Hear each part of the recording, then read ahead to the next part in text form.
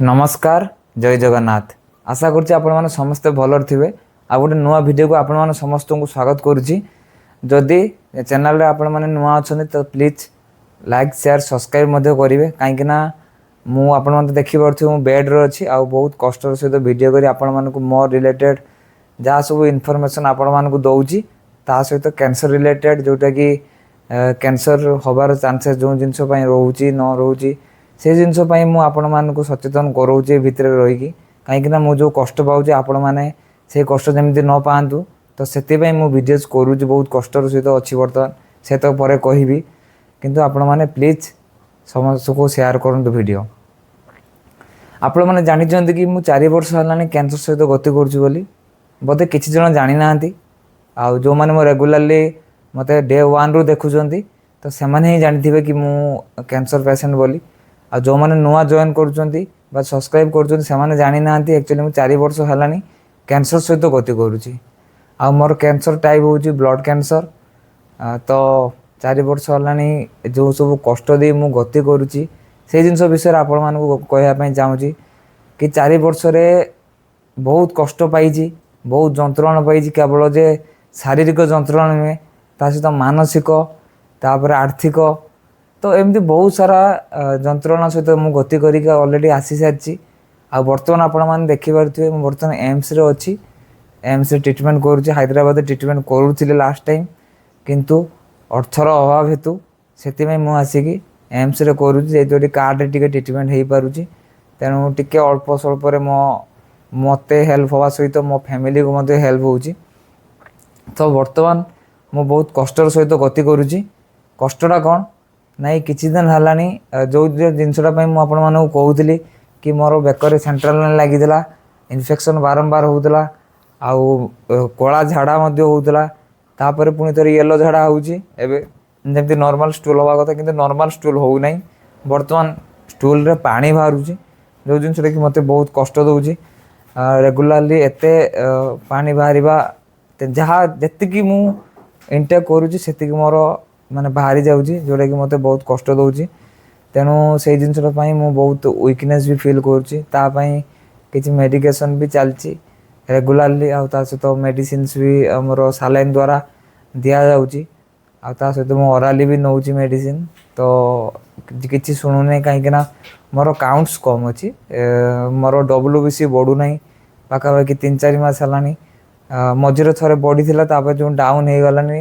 Bone marrow जो suppress actually आ बढ़ुना तो से मुझे समस्त को जनई कि मोर जो समय डिस्चार्ज हवा से समय मु पुणी थे एडमिट हो गली तेणु जोटा कि मत बहुत शक्त आघात देता से समय आ मो घर लोक मत देता तेणु मुझे मोर ये जो कष्टा को आपण मानक जनइली ता सहित आज मुझे कहबी कि कैंसर 4 वर्ष तो ट्रिटमेंट करी कि 4 वर्ष मोर रिटर्न ता भर 2 थर करी रिटर्न मैंने आपण मैंने बुझीपे कि 2 थर रोग फेरी रिटर्न गोटे थे होता मो 2023 रु मोर ट्रिटमेंट करी हैदराबाद गोटे प्राइवेट हॉस्पिटल करूली कलापर मो बोन मेरो ट्रांसप्लांट होता बोन मेरो ट्रांसप्लांट 6 मास पर एप्रिल 2024 मोर थे रिटर्न कर सारी रिटर्न कर सारापर पुणी थे से केमो रेडिएशन बहुत सारा केमो एम सब नहीं पूरा एंटीबायोटिक्स नहीं मो देहटा पूरा वीक हो जाता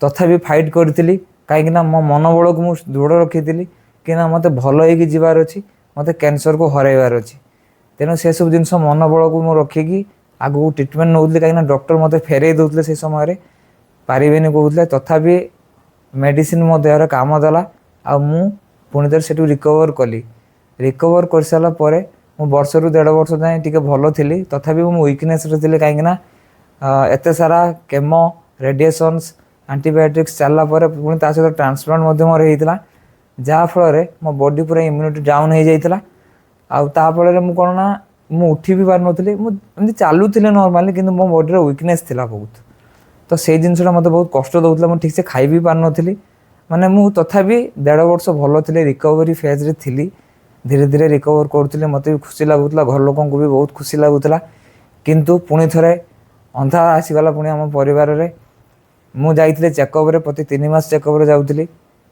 2025 ମାନେ ପାଖାପାଖି 1.5 ବର୍ଷ ଭଲ ଥିଲି, ଟିକେ ଖାଇବା ପିଇବା ଭଲ ଥିଲା, ଘରେ ଥିଲି, ଘରେ ରହୁଥିଲି, ନ୍ୟାଚୁରାଲ୍ ହାୱା ନେଉଥିଲି, ସବୁ ଜିନିଷ ନ୍ୟାଚୁରାଲି ନେଉଥିଲି। କିନ୍ତୁ ମୁଁ ଚେକଅପ୍ ଯାଇଥିଲି, ଜାଣିନଥିଲି ଯେ ପୁଣି ଥରେ ରିଟର୍ଣ୍ଣ କରିଯିବ ବୋଲି, ଏ କ୍ୟାନ୍ସର ଏତେ ମାନେ ମାରାତ୍ମକ ସାଜିବ ବୋଲି ମୁଁ ଜାଣିନଥିଲି। କିନ୍ତୁ ସେ ପୁଣି ଥରେ ଜଷ୍ଟ ଯେମିତିକି ମୁଁ ବ୍ଲଡ଼ ଟେଷ୍ଟ କରିବାର ଥିଲା, ଯେଉଁ ଟେଷ୍ଟ 3 ମାସକୁ ହୁଏ, ସେମିତି 3 ମାସର ଚେକଅପ୍ରେ ଯାଇଥିଲି। 3 ମାସ ପରେ ବ୍ଲଡ଼ ଟେଷ୍ଟ ଯେଉଁଟା ମୁଁ କରିଥିଲି ସେଇଥିରେ ରିପୋର୍ଟରେ ଆସିଲା ପୁଣି ଥରେ ରିଟର୍ଣ୍ଣ କରିଯାଇଛି ରୋଗ। କିନ୍ତୁ ମୋତେ କିଛି ସିମ୍ପଟମ୍ ଦେଖାଯାଉନଥିଲା। ରିଟର୍ଣ୍ଣ କରିବାର ଠିକ୍ 3 ରୁ 4 ଦିନ ପରେ ମୋର ମାନେ ଯେଉଁ ସିମ୍ପଟମ୍ସ ଦେଖାଯିବ ବା ସାଇଡ଼୍ ଇଫେକ୍ଟ ଦେଖାଯିବା କଥା, ସେଇସବୁ ସାଇଡ଼୍ ଇଫେକ୍ଟସ୍ ଦେଖାଯିବା ଦେଖାଦେବା ଆରମ୍ଭ କରିଦେଲାନି। ତ ମୋର ଚେଷ୍ଟ ପେନ୍ ଫାଷ୍ଟ ହେବା ଷ୍ଟାର୍ଟ ହେଲା, କାହିଁକିନା ଡିଜିଜ୍ ମୋ ଦେହରେ ଅଲରେଡ଼ି ସ୍ପିଡିଲି ଗ୍ରୋ କରି ଆରମ୍ଭ ହେଲା। କାହିଁକିନା ମୁଁ ଗୋଟେ ALL ପେସେଣ୍ଟ, ମାନେ ଆକ୍ୟୁଟ୍ ଲିମ୍ଫୋବ୍ଲାସ୍ଟିକ୍ ଲ୍ୟୁକେମିଆ ବ୍ଲଡ଼ କ୍ୟାନ୍ସର ଗୋଟେ ଟାଇପ୍ ଅଛି, ଯେଉଁଟାକି ବହୁତ ସ୍ପିଡିଲି ଗ୍ରୋ କରେ। ତ ଥରେ ରିଟର୍ଣ୍ଣ କରିଥିଲା, ସାହସର ସହିତ ମୁଁ ଲଢ଼େଇ କରିଥିଲି, ଆଉ ସେଥିରୁ ବାହାରିକି ମୁଁ 1.5 ବର୍ଷ ଭଲ ଥିଲି, ମନୋବଳ ବି ଦୃଢ଼ ଥିଲା। କିନ୍ତୁ ସେକେଣ୍ଡ ଥର ଯେତେବେଳେ ରିଟର୍ଣ୍ଣ କଲା, ଟିକେ ମନୋବଳ ଭାଙ୍ଗି ଯାଇଥିଲା। କାହିଁକିନା ବାରମ୍ବାର ରିଟର୍ଣ୍ଣ କଲା ଯେତେବେଳେ, ଆପଣମାନେ ନିଜେ ଚିନ୍ତା କରନ୍ତୁ କି କ୍ୟାନ୍ସର ଟ୍ରିଟମେଣ୍ଟ ଏତେ ଇଜି ନୁହେଁ। ଆପଣଙ୍କ ଗୋଡ଼ ଭାଙ୍ଗିଯିବ, ଆପଣଙ୍କର ଯଦି ଛୋଟା ହେଇଯିବ, ଆପଣ କିଛି ଦିନ ପାଇଁ ମେଡ଼ିକାଲ ପଡ଼ିଥିବେ, 3-4 ମାସ ପରେ ଭଲ ହେଇକି ଯିବେ, ସେଇଟା ଠିକ୍ ଅଛି। କିନ୍ତୁ ଗୋଟେ କ୍ୟାନ୍ସର ଟ୍ରିଟମେଣ୍ଟ 1 ମାସ 2 ମାସର ଟ୍ରିଟମେଣ୍ଟ ନୁହେଁ, ବର୍ଷର ଟ୍ରିଟମେଣ୍ଟ। ଇଭେନ୍ ଏମିତିରେ ବି ବହୁତ ଜଣ ପେସେଣ୍ଟ ବାହାରେ ଅଛନ୍ତି ଯେଉଁମାନଙ୍କର ବର୍ଷ ଧରିକି ଟ୍ରିଟମେଣ୍ଟ ଚାଲିଛି। ମୁଁ ତ ଏଇଠି 6 ମାସ ହେଲାଣି ଟ୍ରିଟମେଣ୍ଟ କରୁଛି ଏମ୍ସରେ, ଯେଉଁଟାକି ମୋତେ ବର୍ତ୍ତମାନ ବହୁତ ବିରକ୍ତି ଲାଗୁଛି କେମିତି ବାହାରିବି। ଭଗବାନଙ୍କୁ ଡେଲି ଡାକୁଛି କେମିତି ଏଇ ଜାଗାରୁ ବାହାରିକି ବାହାରେ ଗୋଟେ ଫ୍ରେଶ୍ ଏୟାର ନେବି, କେମିତି ମୋ ପରିବାର ସହିତ ମିଶିବି। ମୋ ବାପାଙ୍କୁ ମୁଁ 6 ମାସ ହେଲାଣି ଦେଖି ନାହିଁ, ଯେଉଁଟାକି ମୋତେ ବହୁତ କଷ୍ଟ ଦେଉଛି। ବର୍ତ୍ତମାନ ମୋ ପରିବାର ସହିତ ମିଶି ପାରୁନାହିଁ, ବହୁତ କଷ୍ଟ ଦେଉଛି ସେ ଜିନିଷଟା। ରିଟର୍ଣ୍ଣ ମୋର 2 ଥର କରିଛି, ତଥାପି ରିଟର୍ଣ୍ଣ କରିସାରିଲା ପରେ ଚେଷ୍ଟ ପେନ୍ ସିଭିୟର ଆସିଲା। ତ ଚେଷ୍ଟ ପେନ୍କୁ ସହିବାଟା ବହୁତ କଷ୍ଟ ଥିଲା ସେ ସମୟରେ, ତଥାପି ସହିଛି। ଦେଖିଲି ଯଦି ରିଟର୍ଣ୍ଣ କରିଛି ତାହେଲେ ମୋତେ ଆଉ ଥରେ ଫାଇଟ୍ କରିବା ପାଇଁ ପଡ଼ିବ। କାହିଁକିନା ମୁଁ ଯଦି ଏଇ ଜାଗାରେ ହାର ମାନିଯିବି ତାହେଲେ ମୋ ମୃତ୍ୟୁ ସୁନିଶ୍ଚିତ ହେଇଯିବ। ତ ଯଦି ସେଇ ଜିନିଷଟାକୁ ଯଦି ମୁଁ ଭାବିବି ବର୍ତ୍ତମାନ, ତାହେଲେ ମୁଁ ୱିକନେସ୍ ହେଇଯିବି, ଆହୁରି ମୋ ଘର ଲୋକଙ୍କ ମନୋବଳ ଭାଙ୍ଗିଯିବ। ବଞ୍ଚିବା ମରିବା ଏଇଟା ହେଉଛି ଭଗବାନଙ୍କ ହାତରେ, ଆଉ କିନ୍ତୁ ଲଢ଼ିବାଟା ମୋ ହାତରେ ଥିଲା ବୋଲି ମୁଁ ସେଇ ଜିନିଷଟା ଭାବିକି ଲଢ଼ି ଚାଲିଥିଲି। କାହିଁକିନା ମୁଁ ଯେତିକି ପାରିବି ଲଢ଼ିବାଟା ହିଁ ମୁଁ ପାରିବି, ବଞ୍ଚିବା ମରିବା କଥା ମୁଁ ଚିନ୍ତା ନ କରି ସେଇଟା ଭଗବାନଙ୍କ ଉପରେ ପୁଣି ଛାଡ଼ି ଦେଇଥିଲି ସେତେବେଳେ। ତ ଆସିକି ସେଇ ଜାଗାରେ ବହୁତ ଟଙ୍କା ବି ଖର୍ଚ୍ଚ ହେଉଥିଲା, କାହିଁକିନା ଆର୍ଥିକ ସମସ୍ୟା ମୋର ସବୁଠାରୁ ବଡ଼ ପ୍ରୋବ୍ଲେମ୍ ଥିଲା। କାହିଁକିନା ଆପଣମାନେ ଚିନ୍ତା କରନ୍ତୁ, ବାରମ୍ବାର ଯଦି 2 ଥର ରିଟର୍ଣ୍ଣ କରିବ, ଫାଷ୍ଟ ଟ୍ରିଟମେଣ୍ଟ ହେଲା ସେଥିରେ ଟଙ୍କା ଖର୍ଚ୍ଚ ହେଲା ବୋନ୍ ମ୍ୟାରୋରେ, ତାପରେ ଯଦି ରେଗୁଲାରଲି 2 ଥର ରିଟର୍ଣ୍ଣ କରିବ, ତା'ର ଟ୍ରିଟମେଣ୍ଟ ପାଇଁ ଟଙ୍କା କେଉଁଠୁ ଆସିବ? ତେଣୁ ସେସବୁ ଜିନିଷକୁ ଭାବିକି ହାଇଦ୍ରାବାଦରେ ମୁଁ କିଛି ଦିନ ଟ୍ରିଟମେଣ୍ଟ କରୁଥିଲି। ଯେତେବେଳେ ଦେଖିଲି କି ପଇସାର ସମସ୍ୟା ଦେଖାଗଲା, ତ ସେତେବେଳେ ହାଇଦ୍ରାବାଦ ଡକ୍ଟର ମୋତେ ସଜେସନ୍ ଦେଲେ କି ତୁ ଭୁବନେଶ୍ୱର ପଳା, ଭୁବନେଶ୍ୱର ଏମ୍ସରେ ଟ୍ରିଟମେଣ୍ଟ କର। ବର୍ତ୍ତମାନ ମୁଁ ଏମ୍ସରେ ହେଲାଣି 5 ରୁ 6 ମାସ ହେଲାଣି ମୁଁ ଏବେ ଟ୍ରିଟମେଣ୍ଟରେ ଅଛି। ଆଉ ଆପଣମାନେ ଦେଖିପାରୁଥିବେ ମୁଁ ମେଡ଼ିକାଲ ବେଡ଼୍ରେ ଅଛି, ବାହାରକୁ ବାହାରି ପାରୁନି। ହାତରେ ଦେଖନ୍ତୁ ଏ ସାଇଡ଼୍ରେ କ୍ୟାନୁଲା ଲାଗିଛି, ଏ ସାଇଡ଼୍ରେ ମୋର ପିକ୍ ଲାଇନ୍ ଲାଗିଛି, ଯେଉଁଟାକି ଏଇ ଜାଗାରେ ବ୍ଲକେଜ୍ ହେଇଯାଇଛି ବର୍ତ୍ତମାନ, ଆଉ ବହୁତ କଷ୍ଟ ବି ଲାଗୁଛି। ସେଥିପାଇଁ ସାଲାଇନ୍ ବେଶୀ ଦିଆଯାଉ ନାହିଁ। ଆଉ ଏ ଜାଗାରେ ପେରିଫେରାଲରୁ ବ୍ଲଡ଼ ସାମ୍ପଲ୍ କଲେକ୍ସନ୍ କରାହେଉଛି, ଆଉ ଯେଉଁ BP ଚେକ୍ ହେଉଛି ସେସବୁ ପାଦରୁ କରାହେଉଛି। ତେଣୁ ବହୁତ କଷ୍ଟ ଲାଗୁଛି ସବୁ ଜିନିଷକୁ ନେଇକି, ମାନେ ଏକା ସାଙ୍ଗରେ ନା ଏଇ ଜାଗାରେ ସାଲାଇନ୍ ଲାଗିଗଲା ବେଳକୁ ହାତରେ, ନା ମୁଁ ଠିକ୍ସେ ଖାଇପାରୁଛି ଡାହାଣ ହାତରେ, ବାଁ ହାତରେ ହେଲା ବେଳକୁ ନା ମୁଁ ଏପଟ ସାଇଡ଼୍ରେ ଶୋଇପାରୁଛି, ନା ଏପଟ ସାଇଡ଼୍ରେ ଶୋଇପାରୁଛି। ତେଣୁ ବହୁତ କଷ୍ଟ ଲାଗୁଛି, କ'ଣ କରିବି? କିନ୍ତୁ ମୋତେ ଟ୍ରିଟମେଣ୍ଟ ନେବାର ଅଛି, ମୋତେ ଜିତିବାର ଅଛି, ମୋତେ କ୍ୟାନ୍ସରକୁ ହରାଇବାର ଅଛି। ତେଣୁ ଏଇ ମନୋବଳକୁ ରଖିକି ମୁଁ ଆଗକୁ ବଢ଼ୁଛି। କାଉଣ୍ଟସ୍ ବଢ଼ୁଛି, ହାଲକା ବଢ଼ୁଛି, ପୁଣି ଥରେ କମିଯାଉଛି। ମାନେ WBC ପ୍ଲେଟଲେଟ୍ ଏଇଟା ରେଗୁଲାରଲି ଚାଲୁଥିଲା, ଆଜି ଆଉ ମାନେ ଆଜି ଇନଫ୍ୟୁଜନ୍ ହେଇନାହିଁ। ତେଣୁ ଭାବୁଛି କି ଧୀରେ ଧୀରେ ରିକଭରି କରିବ, ଯେତେ ନ୍ୟାଚୁରାଲି ରିକଭରି କରିବ ସେତେ ଭଲ ମୋ ପାଇଁ। ଆଉ ସବୁ ରିପୋର୍ଟସ୍ ମୋ ବର୍ତ୍ତମାନ ଭଲ ଅଛି। ତ ମୁଁ ସେଥିପାଇଁ ସମସ୍ତଙ୍କୁ ଗୋଟେ କଥା କହିବି କି କ୍ୟାନ୍ସର ପେସେଣ୍ଟ ଯେଉଁମାନେ ବି ଅଛନ୍ତି ସେମାନଙ୍କୁ ଟିକେ ସାହସ ଦିଅନ୍ତୁ, ସେମାନଙ୍କୁ ଭଲ ପାଇବା ଦିଅନ୍ତୁ, ସେମାନଙ୍କୁ ସ୍ନେହ କରନ୍ତୁ। କାହିଁକିନା ଏ ଜୀବନ ବେଶୀ ଦିନ ନୁହେଁ।